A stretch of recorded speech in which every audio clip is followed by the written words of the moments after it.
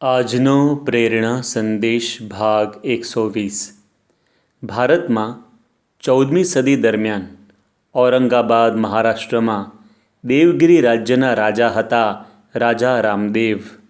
દેવગિરીનો કિલ્લો એ ખૂબ જ પ્રસિદ્ધિને પામેલો. રાજા રામદેવે પણ પોતાની બુદ્ધિ અને સૈન્ય શક્તિ દ્વારા રાજ્યનો વિસ્તાર કર્યો હતો. તે સમયે દિલ્હી સલ્તનતના તખ્ત પર અલ્લાઉદ્દીન ખિલજીનું રાજ્ય હતું. તેમણે પોતાના ચુનંદા સિપાહીઓ સાથે દેવગિરીના કિલ્લા પર આક્રમણ કર્યું. ત્યારે રાજા રામદેવે પણ પ્રચંડ સામનો કર્યો અને વિજય પ્રાપ્તિની થોડીક જ ક્ષણો બાકી હતી એ જ વખતે રાજા રામદેવના સૈન્યમાં એવી અફવા ફેલાવવામાં આવી કે અલ્લાઉદ્દીનનું મોટું સૈન્ય બીજી બાજુથી આક્રમણ કરવા આવી રહ્યું છે. તેથી રાજા રામદેવે હથિયાર મૂકીને શરણાગતિ સ્વીકારી લીધી. અલ્લાઉદ્દીનની જીત થઈ ગઈ. પણ થોડી જ વારમાં એવા સમાચાર આવ્યા કે જે મોટું સૈન્ય આવી રહ્યું હતું તે રાજા રામદેવના ભાઈ લક્ષ્મણદેવનું હતું અને તેઓ તો પોતાના ભાઈની મદદ માટે આવતા હતા. પરંતુ ત્યારે ઘણું મોડું થઈ ગયું હતું અને દેવગિરી રાજ્ય દૌલતાબાદ બની ગયું.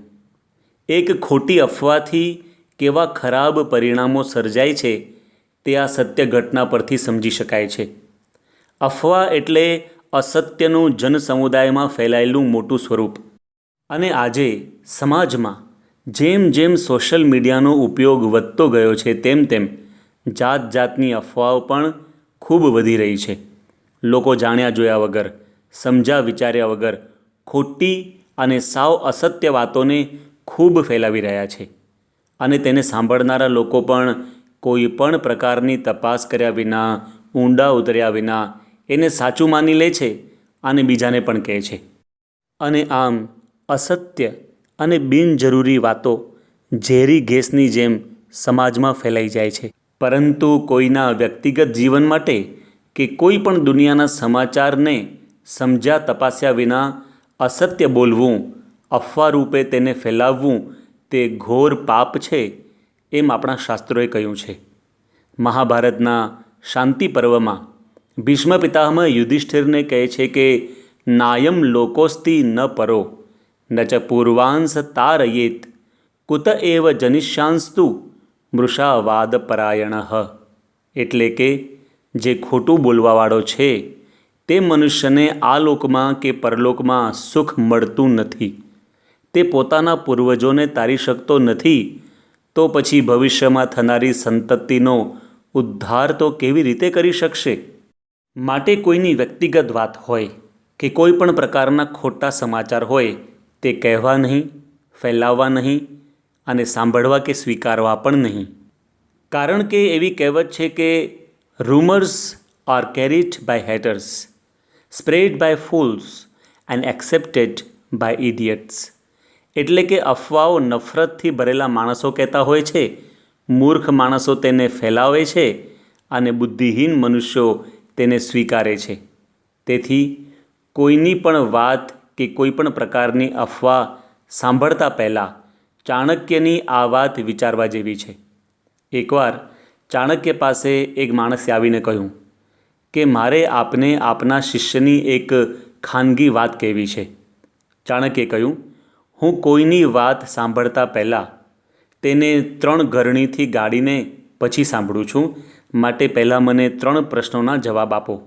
પહેલો પ્રશ્ન, મારા શિષ્યની વાત તમે જે કહેવા આવ્યા છો તે સારી છે કે ખરાબ છે? પેલા માણસે કહ્યું ખરાબ વાત છે. ચાણક્યે કહ્યું બીજો પ્રશ્ન, મારા શિષ્યની વાત તમે જે કહેવા આવ્યા છો તે માટે આપ 100% ચોક્કસ છો કે એ વાત સાચી જ છે? પેલા માણસે કહ્યું ના, સાચી હોઈ પણ શકે, ન પણ હોઈ શકે, મેં તો સાંભળેલી છે. ચાણક્યે કહ્યું હવે ત્રીજો પ્રશ્ન, એ વાત કહેવાથી તમને કે સાંભળવાથી મને કોઈ લાભ થવાનો છે? પહેલાંએ કહ્યું કે ના. ત્યારે ચાણક્યે કહ્યું કે જે વાત સારી નથી, જે વાત સાચી નથી અને જે વાતથી આપણને કોઈ લાભ નથી એવી વાત કરીને કે સાંભળીને આપણે સમય શા માટે બરબાદ કરવો જોઈએ? માટે જાઓ, મારે એવી વાત સાંભળવી નથી. મહાન પુરુષોનો આ એક બહુ જ મોટો સદ્ગુણ હોય છે કે તેઓ કોઈ દિવસ કોઈની અસત્ય વાતોને સમર્થન આપતા નથી, એ પછી વ્યક્તિગત હોય કે સામૂહિક. તારીખ 19મી નવેમ્બર 1981ના રોજ પરમ પૂજ્ય પ્રમુખ સ્વામી મહારાજ સારંગપુર મંદિરમાં વિરાજમાન હતા. એક હરિભક્તે સ્વામીની આગળ અમુક સંપ્રદાયના સાધુઓની વાત શરૂ કરી અને તરત જ પ્રમુખ સ્વામી મહારાજે કહ્યું, એ વાત બંધ કરો. એની વાત શા માટે કરવી? આપણે જે કરવાનું છે તે વાત કરો ને. આપણે આપણું પોતાનું જ જોવાનું, આપણે આપણી જ વાતો કરવાની. આ સાંભળીને પેલા હરિભક્તે તરત હાથ જોડીને માફી માંગી. પરમ પૂજ્ય પ્રમુખ સ્વામી મહારાજે પોતાના સમગ્ર જીવન દરમિયાન ખાનગીમાં કે જાહેરમાં કોઈ પણ દિવસ કોઈની પણ નિંદા કરી નહોતી, કરવા દીધી નહોતી અને સાંભળી નહોતી.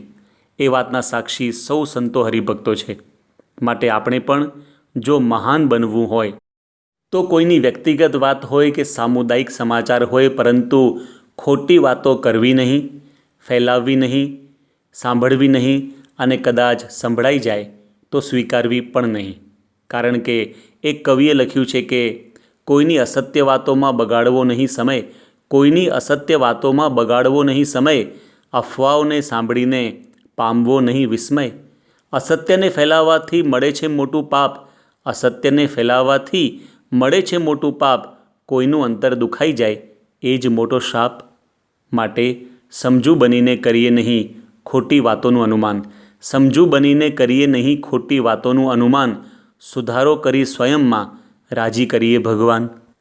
આ જ સંદેશ સાથે તેમજ આપના અને આપના સંબંધીઓના સ્વાસ્થ્ય સારા રહે એ જ પ્રાર્થના સહ પ્રેરણા સંદેશને આજે 4 મહિના પૂર્ણ થાય છે તેની ઉજવણી નિમિત્તે સાધુ ત્યાગવસલદાસના જય સ્વામિનારાયણ